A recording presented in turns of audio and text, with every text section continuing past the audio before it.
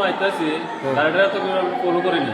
রাধারানী মাদ্রাসার সেকেন্ড গেটটার সামনে আমি ঢিম করে একটা আওয়াজ শোনা গেছে। তো আমি তাড়াহুড়ো করে আইলাম, কিনে বৃষ্টিও করতে আছে। আবার আইয়া দেখি রাধারানী মাদ্রাসার যে মেন গেটের 15-20 হাত সামনে অনেকগুলো জল জমানো এখানে ইয়াতে তারা পড়ে রয়েছে। আস্তে আস্তে এখানে অনেকগুলো লোক হয়ে গেছে, গাড়িটা পাইছে না, গাড়িটা গেছে গা। ছেলেটার বাড়ি তো লোক জানি